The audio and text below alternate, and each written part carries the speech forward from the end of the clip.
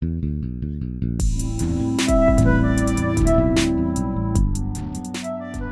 to the very first episode of the CPTSD podcast. It's so exciting. It is here on the first day of the new year, depending on depending on whose calendar you follow.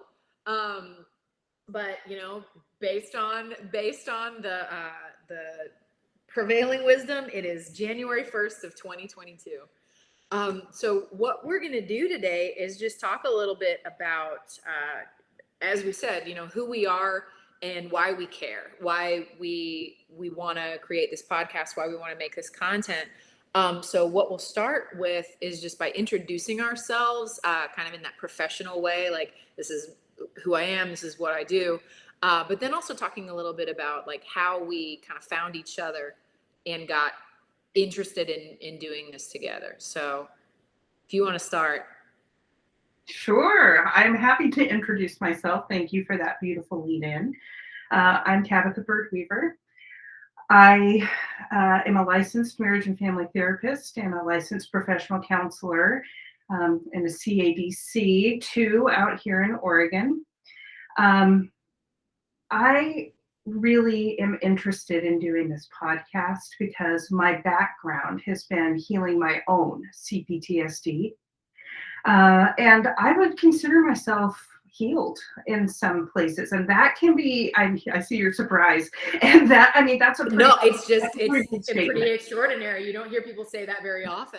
Yeah, there are definitely still glitches and patches that I need to pay attention to, but compared to where I was 20 years ago, 10 years ago, 5 years ago, it's still me, but I'm more me than I've ever been, and less trauma. Trauma's not running my life the way it used to.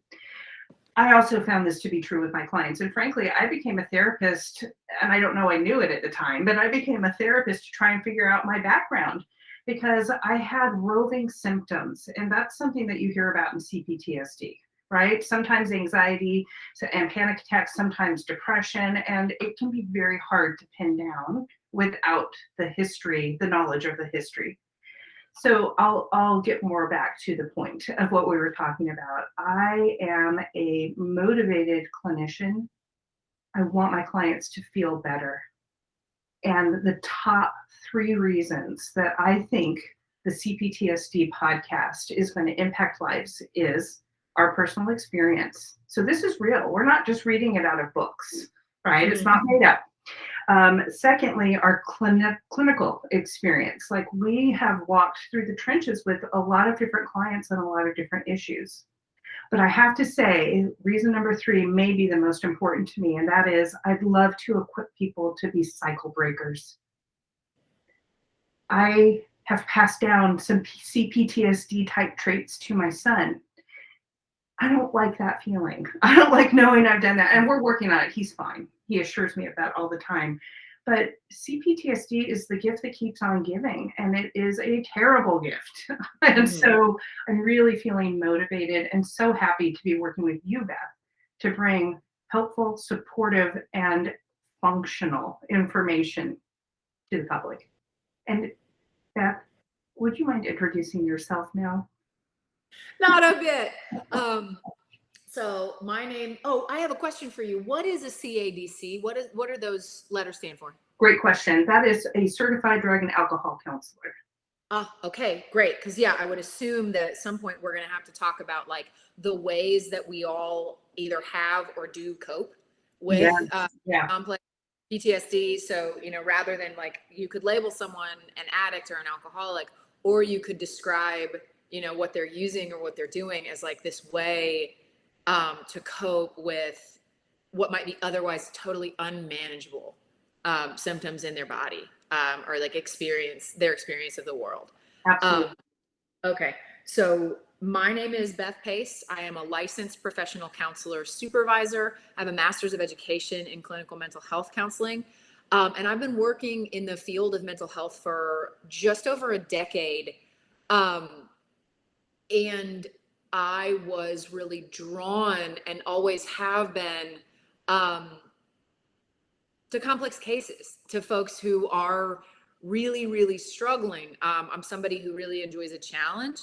And, you know, similar to you, I got into this field just because I figured I'd be good at it. And then it was over the course of time in my work that I was like, oh, like, oh no, Oh, I have some snap. stuff I gotta work on too. Oh no. But one of my first experience in working with clients was working in the substance abuse counseling field. And what I found were some of the most lovely, beautiful human beings who had sort of lost their connection with their authentic selves. You know, because you would ask them like, why'd you do what you did? Right. Like, and they go, I can't tell you that. I was compelled by something that doesn't feel like me anymore. Mm. And so, you know, I got so much out of working in service of folks with addiction. Um, and then that led me to a job working in the criminal court system to support people who were essentially getting the option of like jail or treatment. You know, it would seem obvious which one you would choose. And I don't have anything to say about like the criminal court system, whether it's good or bad. But for a lot of those people, also, it was one of the very first times they had ever had any type of mental health counseling in their lives. And so there's this real culture still that to be in therapy or to say like, here's how I struggle is this real sign of weakness, which to me is a huge bummer. And so if you know, one of my hopes and my dreams for this podcast is also that we could demystify the fact that like, you didn't do this to yourself. Who would do that? Who would do that? And so I moved out of the addictions field and into private practice for myself. And what I found is if you take away the substance, you're still watching like addictive behavior made manifest in like codependent relationships. So I got really into the realm of like attachment styles, insecure attachment. Where did it come from? Which is what led me to get kind of deep in the studies about, you know, like dysfunctional family systems, which is also another. So like my decade in this work has also been that series of like, oh, me too. And then like another like, oh, me too. And so the deeper I got into how to help the people I was working in service of, I'm firm in the belief that you deserve to have a therapist who's actively doing their own work. Oh yeah. Oh yeah. And that is not necessarily everybody's belief. So you're welcome to kind of take what you want from this and you can leave the rest. But I'm of the opinion, and again, like one of the first places I heard that or I read that written by someone who I greatly respect, who wrote the book, The Body Keeps the Score, Bessel van der Kolk, whenever he was trying to learn something new about a clinical intervention, he would also go and try to receive it from somebody. So he had the experience of being a client, not just of like getting the head knowledge and then being like, oh yeah, that should work for you. So what happened is, as a talk therapist, as a compassion focused therapist, I was realizing that there were places I could not reach with some of my clients. And sometimes it was because like the depression felt so severe. It was like they were moving underwater. But then a lot of what I was bumping into was like this despair that sort of felt unshakable. So someone could say, look, Beth, I get what you're saying. My head can wrap its mind around the fact that like, I couldn't be the worst person in the world because I haven't met all of the other 7.5 billion people on this planet, but it still feels real to me. It feels real to me in my body. And that was when I started to realize that like, I didn't have the skill set to help people release what they kept telling me was in their body, was in their body, was in their body. And so I, like many people in our field, thought things like EMDR or other like somatic trauma treatments were kind of like a waste of money. Because, you know, people would be like, yeah, whatever, you don't need that. And then I read The Body Keeps the Score. And then this colleague of mine who I greatly respect was like, yo, EMDR is changing my clients' lives. So I went and I got trained in eye movement desensitization and reprocessing, which is a trauma treatment that is provisionally recommended by the American Psychological Association as an effective trauma treatment. And that's when I started to stumble onto trauma-related dissociation, where, you know, I would be with someone and they would have like left the building. Yeah. And that's when I began to realize that EMDR wasn't actually enough all by itself.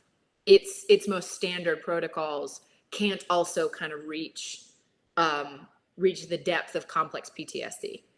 And so this as kind of like the lead into, you know, how you and I found each other across, you know, hundreds or into maybe like 1,000 miles or so, 700 miles or something like that, is I came across a more, you know, quote unquote energy psychology that was about moving trauma through the body and like releasing the somatic experiences of the trauma stored in the body.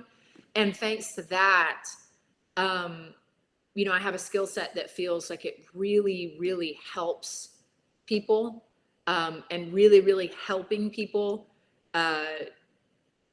is something I care a lot about. And you sort of demystifying how that works is also something that I really care a lot about.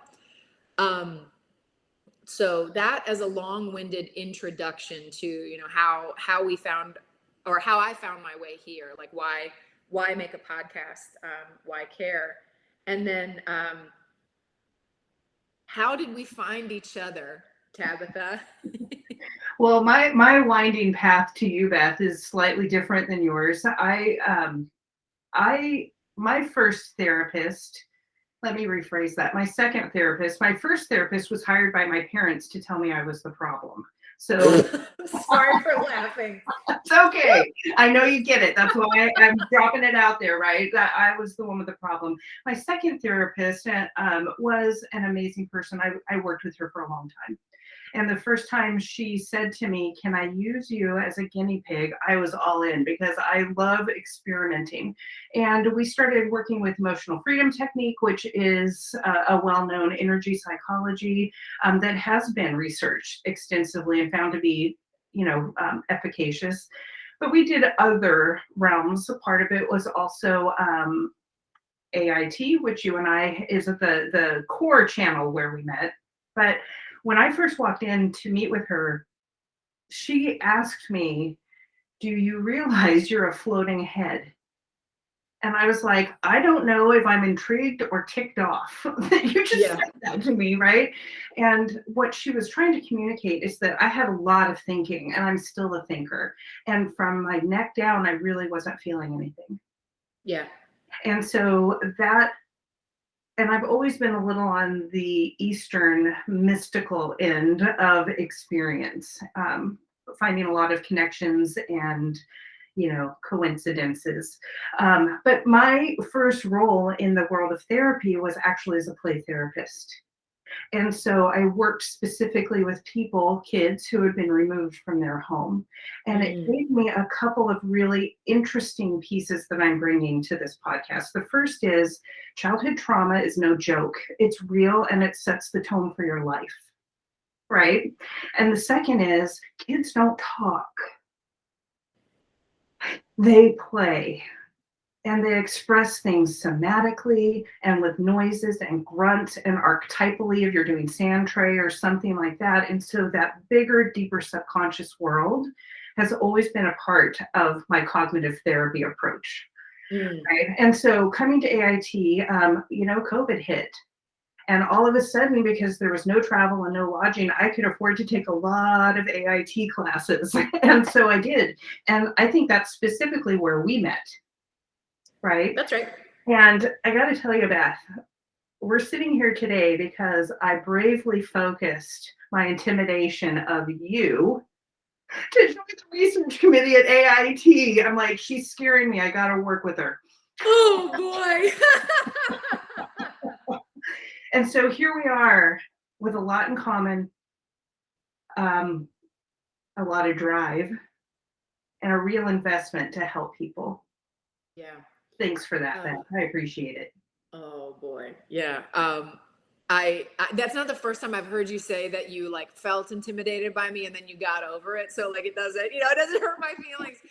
Cause like, I think I'm showing up as like the most tender nugget on the planet. I'm like, oh, I'm so tender. Don't anybody like, and then people are like, yeah, you can be a little, a little much, not much like a problem, but like intimidating. And, one of the other things that is like fascinating to me about complex post-traumatic stress disorder is it can wire you to thrive, at least on the outside, in the world that we live in. Yeah. So if you're like a people-pleasing workaholic, that means you were always getting promotions at work, or like you are always having people be like, oh my God, you're just so good at your job. And so I think one of the other misconceptions around, around complex post-traumatic stress disorder, which I'm going to sort of bravely also float out, I believe has its roots in attachment rupture, or meaning like in early childhood trauma, is you look to the rest of the world as this sort of like front facing, like front porch of the self, the one who signs the checks, the one who pays the bills, the one who goes to work. And everybody's like, man, you really got it together, except what your internal voice sounds like, the one who's like, you're never going to be enough. It actually doesn't matter how much you accomplish. And so it's, it like today I can have a sense of humor around the fact that like there's this like persona of big personality or like assertiveness that is a multi-layered set of coping mechanisms for the need to protect myself. And so just to be clear, Beth, my intimidation of you, that was all mine. You did nothing to float that out there.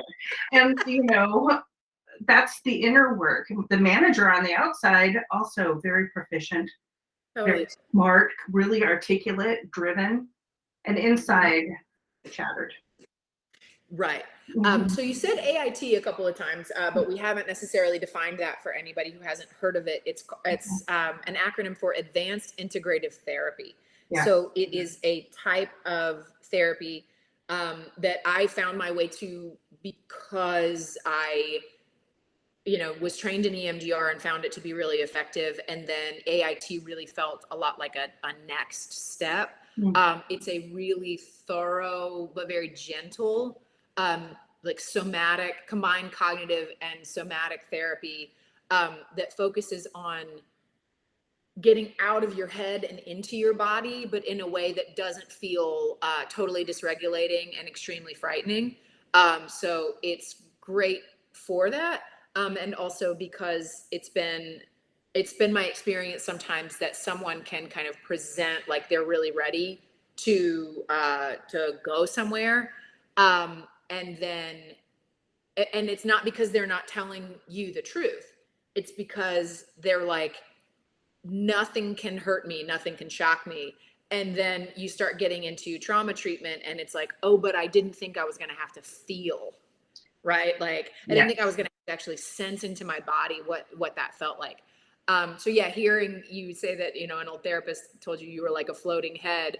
What I told you earlier before we started recording today was, I doggedly spent 6 months in EMDR treatment myself once a week, just like doggedly 6 months before I felt any of like the sensations that are like regularly alleged to go along with EMDR treatment. And then finally I got what felt like this like super hard peach pit in my like heart. And I was like, oh, this is heartache. Oh man.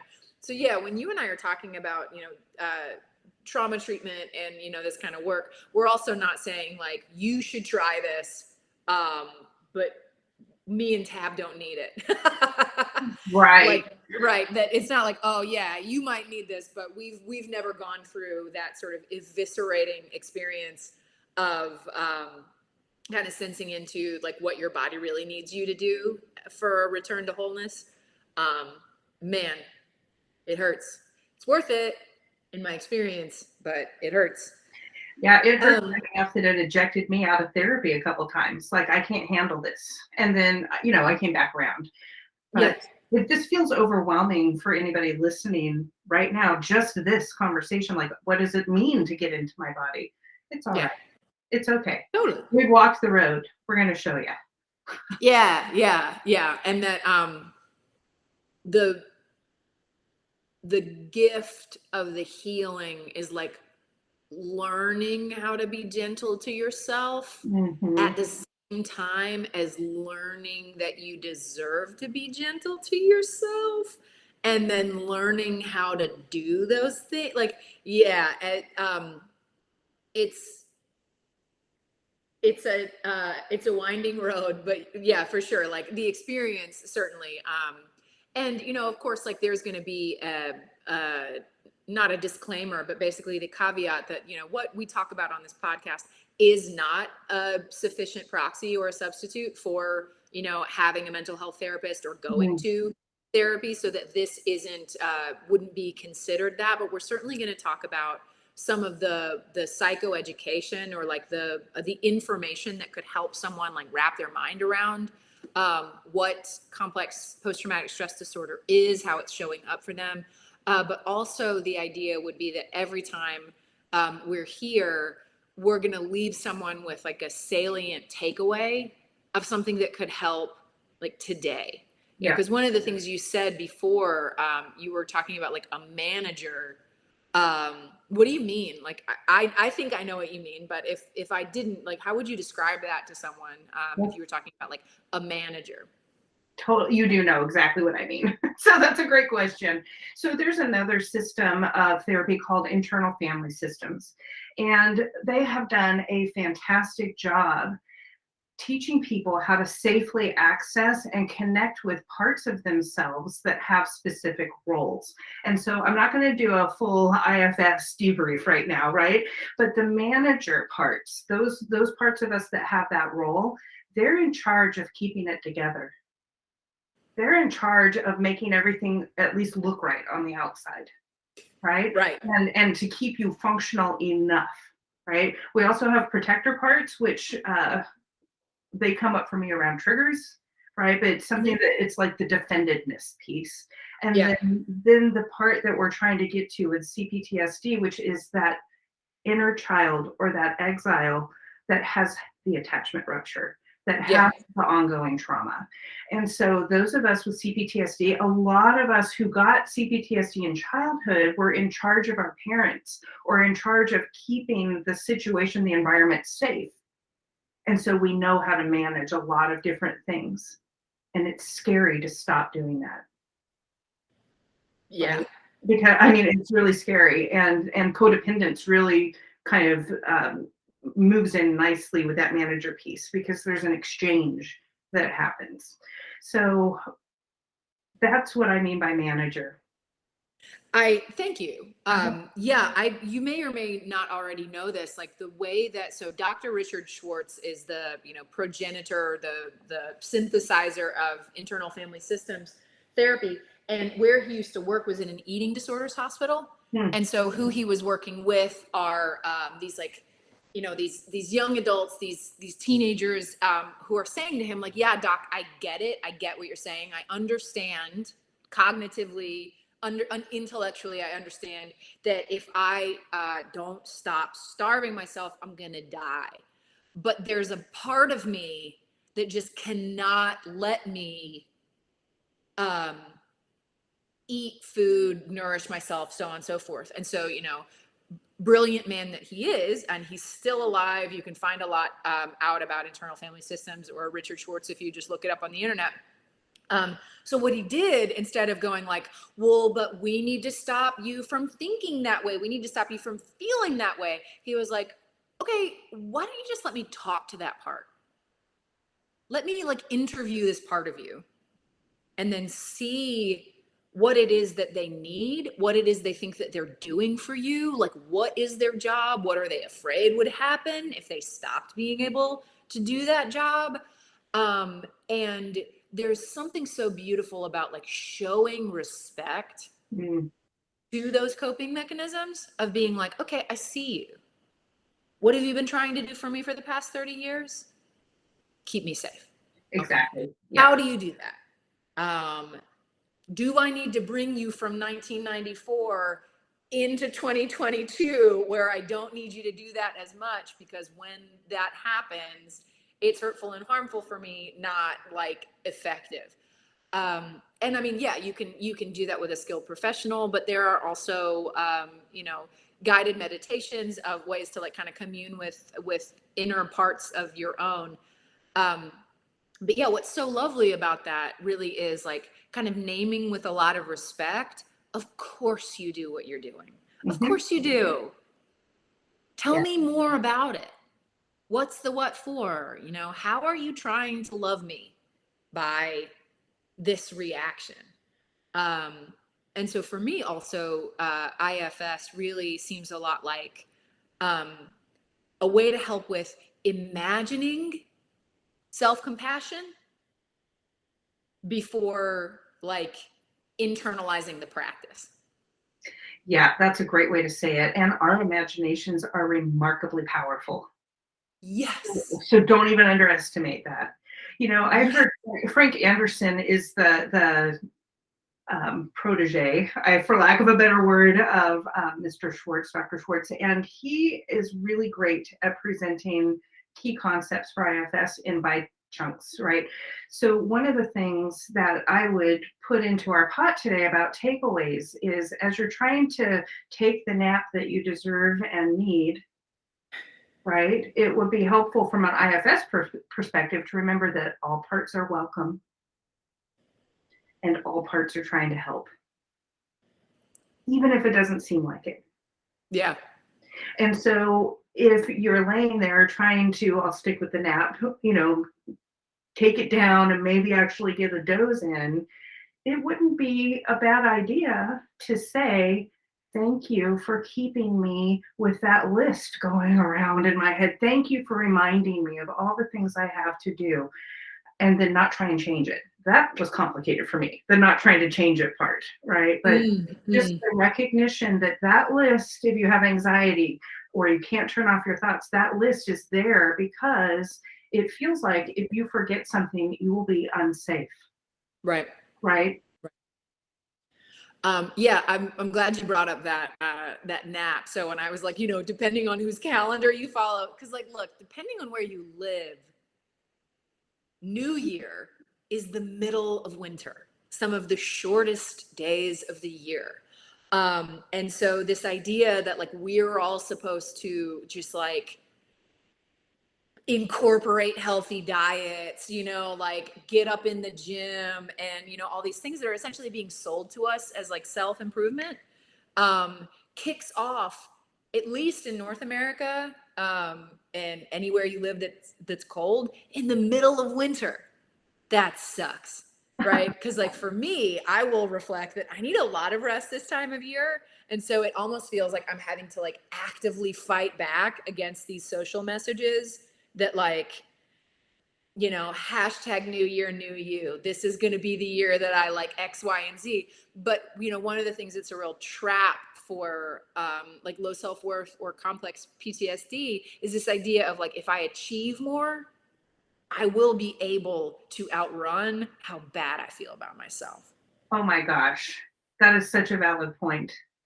I mean, I went through a year, Beth, of having my diplomas and other certifications not framed, nothing like that, just a stack of papers on my desk. And I didn't know if I loved them or hated them, wanted to keep them or burn them. But the one thing I did know is I have a lot of literal physical documentation that I am good enough and not a failure and not stupid. Those are some of my core issues from before. And I got a lot of money for those things and put a lot of time and effort in. And I have this literal documentation and still I'm not enough. Still, should I get that doctorate? Still, right? And so again, taking a step back and realizing that part of you that is critiquing, and demanding is trying to help you. Well, and here's one of the things that's like, you talked about imagination a couple minutes ago, and I love it. Sandra Paulson, who's like the one of the kind of like big, what's the word I'm looking for? Proponents of attachment focused EMDR, is I listened to a talk she gave once, and she was like, shame is like a circuit breaker, that it kind of turns off your brain's ability to kind of like fire, form new neural pathways. And we can go into that further in another time. But she also says that imagination is what potentiates the brain.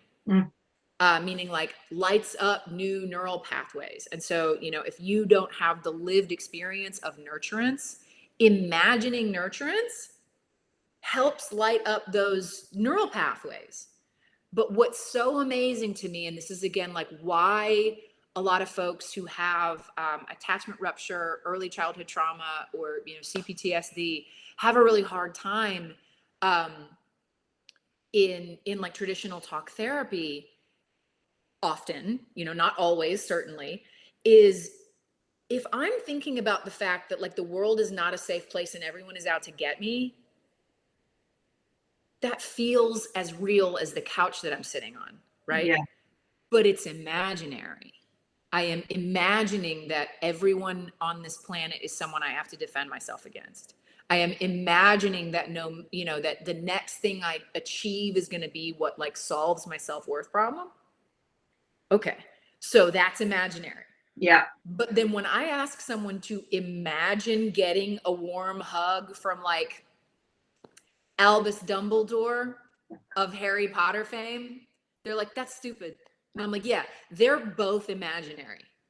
They are both lighting up certain pathways in your brain, but we look at one of them and go, that's imaginary and stupid.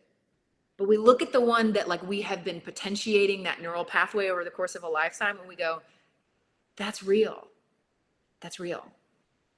I'm the worst person in the world. Mm-hmm. Or if it's not the PhD I just got, maybe it's buying a boat. If it's not the boat, then maybe it's, losing 20 pounds. If it's not losing 20 pounds, then maybe it's this next thing. This kind of like imaginary hustle that folks are in to kind of outrun how they feel. Absolutely. And I think the difference between the Elvis hug, which I would take in a heartbeat, Yeah. and the thing that feels so real is coming back to the roots of our core beliefs. It feels real because we think it is. Mm-hmm. Right? I didn't just imagine I was stupid for a lot of years. I knew it because I had been taught it and trained Bingo. it. Right? Bingo. And so that is why they don't match. Well, and also thinking about, back to that idea that there was a point in time where that coping strategy was highly effective, right? Yeah. If you achieve highly and you make straight A's, maybe you're not going to get the love you need, but at least you're not going to get punished for making a B, right? Or if you are very silent and very good and you help meet your parents' emotional needs, maybe it's not going to make you feel good, but it may be the thing that keeps you from getting punished, right? Or there being extreme consequences. So, we will have to talk in later episodes about, what is an overactive nervous system and what is it like to be moving around the world in one, which is, a big aspect of trauma, period. Is your brain kind of reliving traumatic experiences pretty much anytime a sensory experience closely enough mirrors it. But that's like for another day, right? Because we could talk about that for a very long time. We could. But if we were kind of getting to our time, because we had agreed we were just gonna like introduce ourselves, talk a little bit about what we hope for this space and for the people that we are talking to, kind of no matter where you are on your own journey. What would be kind of like the one takeaway that you would want someone to have from listening to us today? The one takeaway I would offer, and I'm offering this knowing that it may be difficult. I've been there. The one takeaway I would offer is to learn how to pause. And if you can pause midstream while you're triggered, great. Pause, take that breath. But you may need to pause after something's happened, and that's okay too. That pause is there to create a gap where you can make a decision rather than be in reaction, right? Mm. So let's say that you have an interaction with somebody and you're like, I could have done that better. Yes, maybe you could have paused in that interaction and done that better. And pause now, the self-criticism. So no matter where you start your pauses, take the pause. It's worth it. And you're worth the time to just recognize that you don't have to steamroll through with the typical reaction you've had all these years. Yes. I will I will take that away from today. Um, you know, there are two things that I would just want someone to like hear and like just let wash over you. Cause look, if I could give you my beliefs about you, whoever you are that's listening, I would, but it wouldn't matter because like it's like about changing your own beliefs. But there are Mhm. two things that I think are so significant. If you've never had a panic attack, then you don't know what they feel like.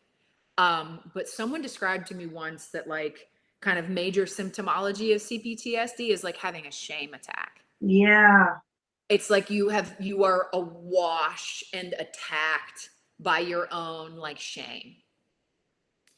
And naming that as a feeling can also just really take the power away from it feeling like reality. So that's the first thing is like when you're in, I've had people describe it to me as like you're sitting down, but you're sort of falling into a bottomless pit inside yourself. Right. So it isn't that kind of like panic attack of like shortness of breath. My heart is banging out of my chest. It's this idea of like I'm sinking into despair. Um, and there's no way out. So the other thing I would want to ask someone to consider is anything you want to be good at, you have to practice. Mm. And so that includes the basics like personal hygiene, like brushing your teeth or washing your face. But it's also can be kind of generalized out to things like hope. Hope is an emotion, but it's also like an ideology almost, but it has to be practiced because a way that I describe this to my clients a lot is think about that like shame pathway as like the 4-lane superhighway that you always take that only goes one way and that you are in like a very fast car. Okay. Like, I don't know, I'm not going to name drop a fast vehicle, but that's it, right? You get on the shame superhighway and you're like off. But practicing hope or practicing, like compassion is kind of like being on like spindly baby deer legs through like a swamp of despair. Shit. If your option is like, I'm going to get on this 4-lane superhighway that always takes me to the same place, that always takes me back to the same coping strategies, that never, makes me feel good, but feels like it's the only way. And then your other option is to get off of that highway on these like wobbly, spindly legs and then walk through what feels like an interminable, never ending swamp. It's no wonder that people say things like one step at a time.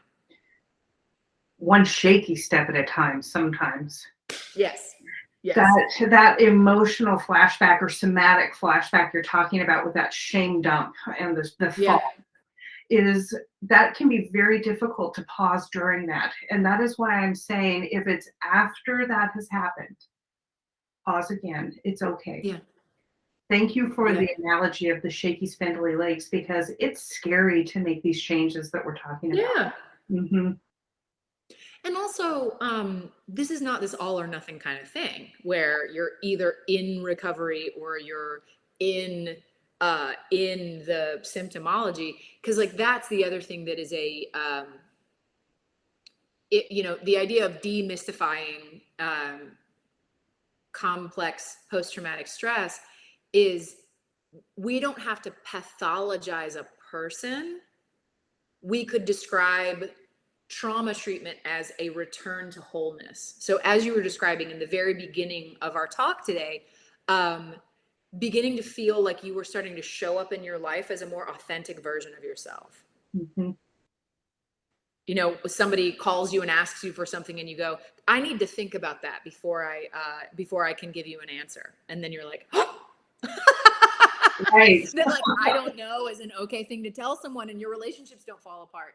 But that, like, in the beginning, you say, like, maybe the day will come that you could be able to, like, stand up to this person who treats you in a particular way. And people are kind of looking at you, shaking their heads like, that is inconceivable. And we're like, okay, but even if you just imagine a world in which that's available to you, that's lighting up those neural pathways that are helping you become more resourced.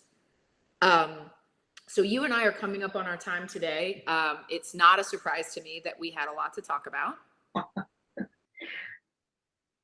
And people are welcome to reach out to us and say more of what you would want to hear about. Is it like a particular treatment intervention that we know, or is it like something in particular that we talked about that you would want us to expand on?